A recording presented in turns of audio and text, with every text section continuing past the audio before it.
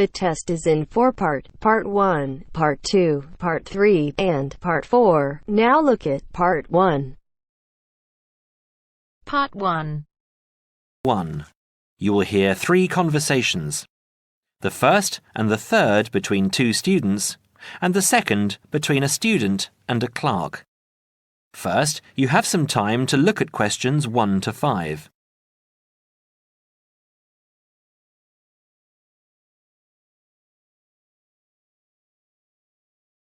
Now we shall begin. You should answer the questions as you listen, because you will not hear the recording a second time. Listen carefully and answer questions 1 to 5. Hi, it's Mike, isn't it? Yes, and you're... Phoebe. Phoebe, right. Where are you headed? I'm looking for the main hall. So am I. Are you going there to register for next year? Yes, I was told to go to Administrations and fill in an application form. That's what I'm about to do. I went to Information and they told me it was at the end of this corridor. Then we have to turn left and immediately right. That should lead us to the exit, where opposite we should find the entrance to ground level main hall. It's a big old red building. From there we need to go to the first level and then follow the signs. Apparently it's the second office opposite the foyer. It would be pretty hard to miss. That sounds easy. It shouldn't be too hard to find. Well, since we're both heading in that direction, let's go together. Hopefully it won't take too long. I haven't had anything to eat and I'm starving. Me too. Well, how about I go to the canteen and get us something while you make your way to the main hall? I'm sure there's going to be quite a wait. There always is. I can meet you there. Sounds like a good plan. What do you want me to get you? How about a chicken and salad roll and a drink? Okay. What if they don't have a chicken and salad roll? Anything similar, like ham and salad, or just plain salad and cheese. Oh, and don't forget the drink. I feel so dehydrated. No problem. What type of drink? I don't know. How about a Coke? No, nothing like that. Something healthier. An orange juice? They're usually full of sugar unless you get it freshly squeezed. Water? Yes, that's perfect. Here, take £2. That should cover it. If it's more, I'll give it to you when you get back. I only have a 20, and you know that they get cranky if you give them large notes. Okay. See you in 5 minutes. Before you hear the rest of the conversation, you have some time to look at questions 6 to 10.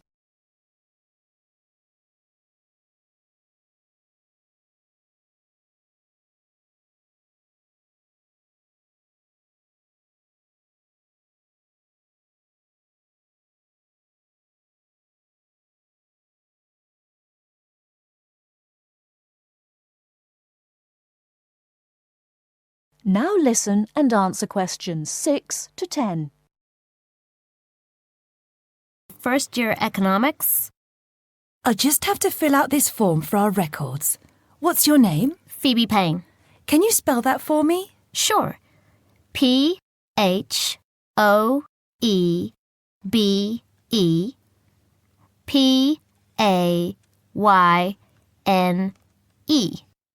Your address? 6 Wainwright Avenue. That's W-A-I-N-R-I-G-H-T,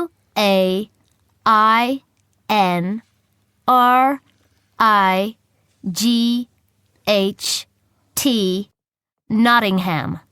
Nottingham. And your phone number? It's not connected yet. I've just moved in. Okay. When you get your phone connected, contact us. I'll just make a note that your phone number is to be advised. I'll do that. What course were you doing? Law? No. Economics. First year. First year economics. Yes, that's right. Okay. Take this card across to the economics department and get it stamped. And then you need to come back here to pay your fees. I've made an arrangement to pay in installments. Do you have any documentation verifying that? Yes, I have a statement from administration. OK, when you return, we'll have a look at it. Thank you very much. Here you are. It was quicker than I thought, but I have to get this card stamped and return here to organize my fees. That's good. It means that I won't have to wait long either. How did you get on? What with? Oh, the food. Well, there wasn't much left, so I got you a cheese and tomato sandwich and water. That's fine. Do I owe you any more? No, I need to give you back £3. But I only gave you 2. Oh, yeah. I thought you gave me a £5. OK, so we're square. So what do I have to do? Go to the desk and give your personal details. Then they'll give you a card that you need to take to your faculty. What's your major? Environmental science. OK, so you'll have to take the card to the environmental science faculty and get the card stamped, return to administration in the main hall, and organize your fees. And that's it? Yes, that means you're registered.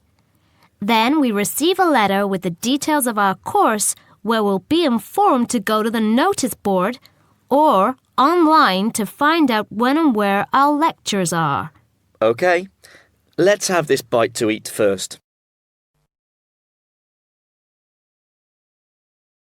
That is the end of part 1. You now have half a minute to check your answers.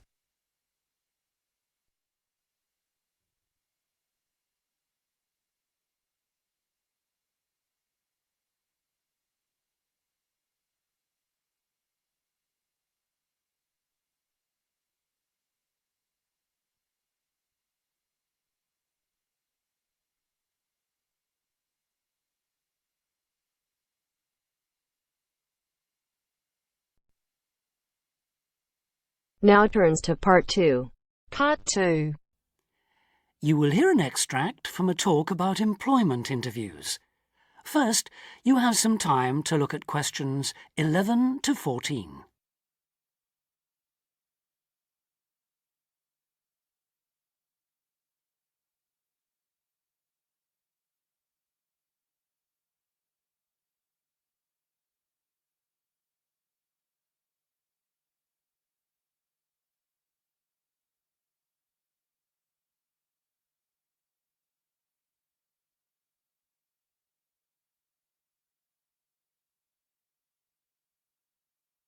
Now listen carefully and answer questions 11 to 14. Today I have with me Sandy Richardson of the local Workforce Center, and she'll be talking about that critical step towards the goal of employment, the interview. Sandy, what is an interview for, and what's the best way to approach it? A job interview is simply a meeting between you and a potential employer to discuss your qualifications and see if there is a fit. The employer wants to verify what they know about you and talk about your qualifications. If you have been called for an interview, you can assume that the employer is interested in you. The employer has a need that you may be able to meet, so it's your goal to identify that need and convince the employer that you're the one for the job. As everyone knows, interviews can be stressful, but when you're well prepared, there's no reason to panic. Preparation is the key to success in a job search, and you can begin by collecting together all the documents you may need for the interview, such as extra copies of your resume, lists of references, and letters of recommendation. You could also take some work samples, selecting from what you have designed, drawn, or written, for instance. And make sure you have a pen and pad of paper for taking notes. The next step is to find out about the post. The more you know about the job, the employer, and the industry, the better prepared you will be to target your qualifications. Always request a job description from the employer and research employer profiles at the Chamber of Commerce or local library.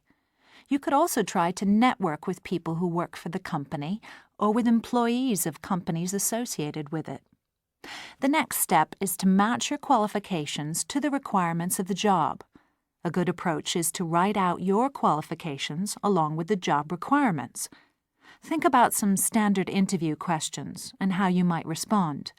Most questions are designed to find out more about you, your qualifications, or to test your reactions in a given situation. If you don't have any experience or skills in a required area, think about how you might compensate for those deficiencies. Before you hear the rest of the talk, you have some time to look at questions 15 to 20.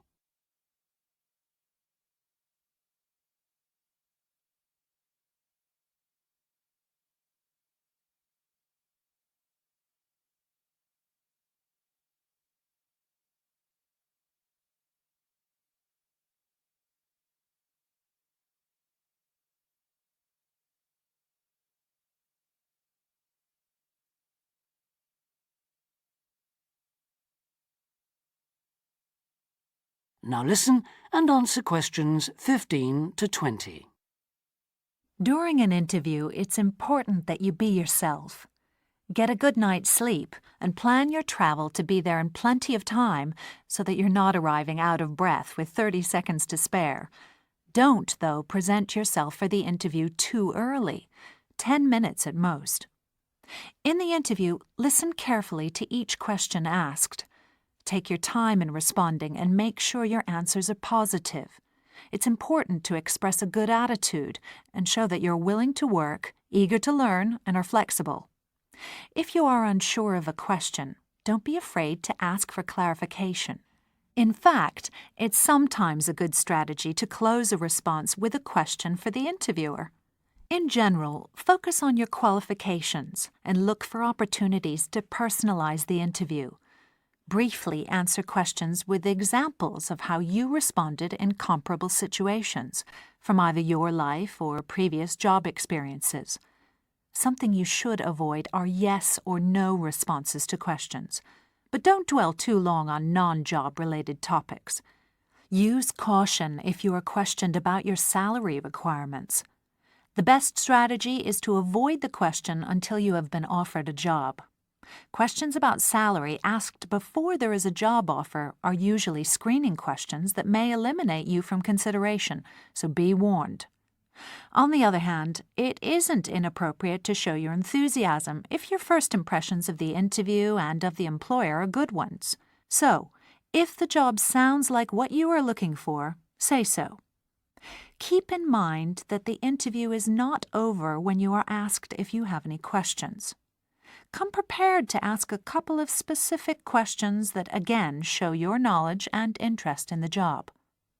Close the interview in the same friendly, positive manner in which you started. When the interview is over, leave promptly. Don't overstay your time. Think about the interview and learn from the experience. Evaluate the success and failures. The more you learn from the interview, the easier the next one will become. You'll become much more confident. To close, here are a few more tips. First, maintain good eye contact throughout the interview and be aware of nonverbal body language. Second, dress a step above what you would wear on the job. Go to the hairdressers, have a shave, etc. Remember that your appearance is a key indicator of whether you have the right attitude, so it can pay to give some thought to how you look. And finally, don't be a clock watcher. That is the end of part 2. You now have half a minute to check your answers.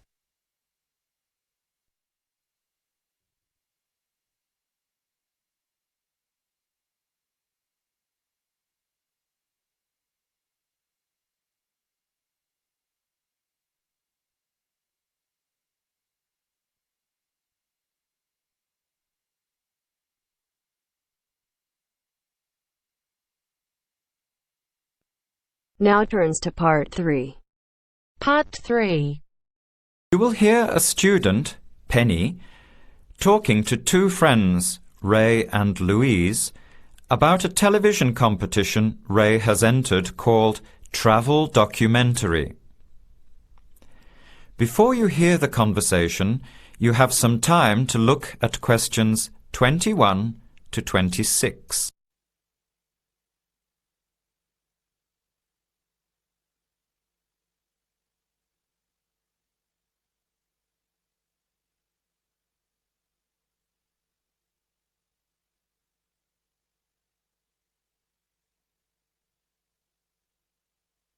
Now, listen carefully and answer questions 21 to 26. Hi, haven't seen you two in ages. What have you been up to? Hi, Penny. Ray is really excited. He's just been shortlisted for travel documentary. He could be off travelling around the world for 3 months. Travel documentary? What's that? You've never heard of it? Don't you watch TV? Well, actually, no, hardly ever. Especially since I've started working on my thesis. I don't have time to breathe, let alone watch TV. So what's this all about, Ray? Well, actually, it's a competition run by public TV. It involves my two great loves, travel and filmmaking. Is it that program where people are sent around the world making documentary videos? I have heard of it. Fantastic! So you've been chosen? Not yet. I'm one of 34 selected for an interview next week, so I've made it through the first cut. Yeah, there were over 200 applicants from around the country. Pretty amazing, hey? Well, I've been lucky so far. What's the next stage? 13 are chosen from the interview to do a 4-week training course in documentary filmmaking. Then, the 8 finalists get sent off with a video camera to travel around the world. Sounds incredible. What's the catch? The catch is that every 2 weeks you have to send in a 10-minute video from a different part of the world. It's broadcast on TV along with the work of 3 of the other competitors and judged by a panel of experts and the TV audience. So you're under a lot of pressure. Wow, I guess so. You mean you're on television every 2 weeks? Yep, that's right. But first I have to be selected. Do you have to have any filmmaking experience to apply? Some background in photography or video making helps, but you're not supposed to be an expert. In fact, you can't apply if you've already worked in filmmaking. We all get the same 4-week course, so we start with the same skills. Can you go anywhere in the world you want? Each competitor makes up his or her own travel plans and has to get them approved. Before the conversation continues, you have some time to look at questions 27 to 30.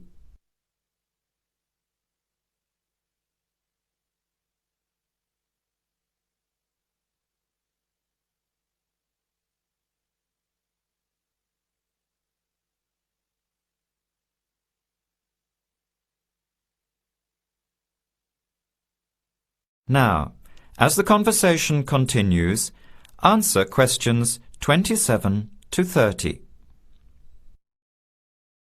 Have you talked with anyone else who has done it?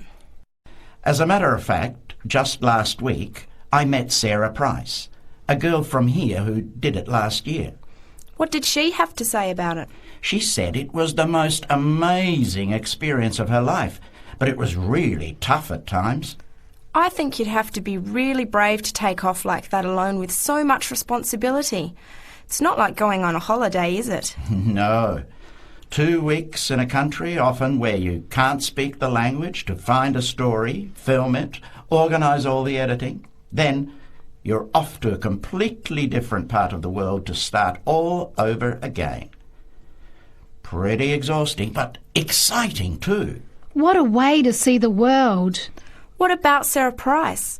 Did she have any bad experiences? She said the worst part was when she got some mysterious fever in Mongolia and thought she might have to be sent home. Fortunately, it got better, but she said it was scary to feel really ill when you're alone so far away. So what made you want to apply? When I saw the program on TV a while ago, I thought, this is for me.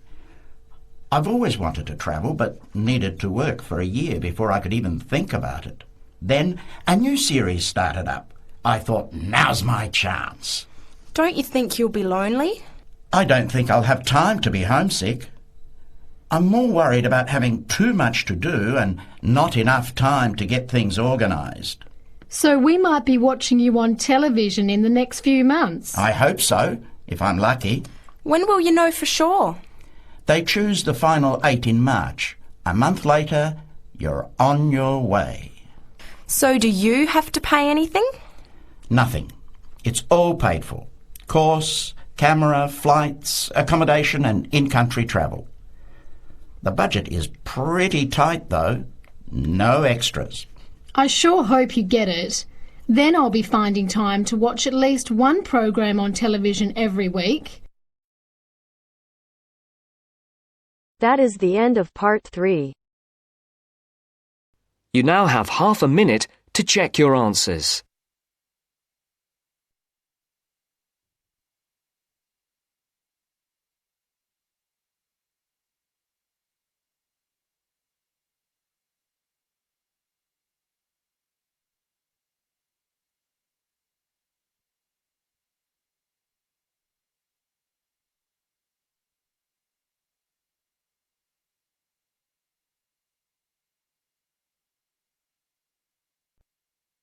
Now turns to part 4.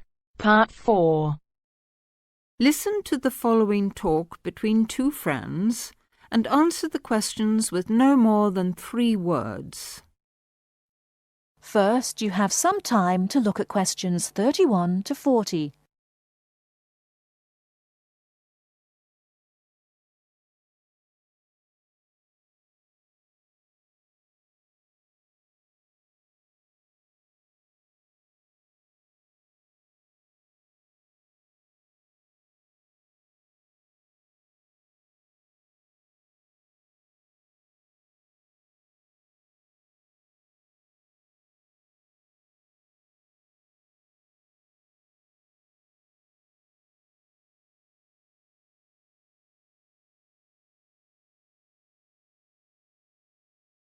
Now, listen carefully and answer questions 31 to 40.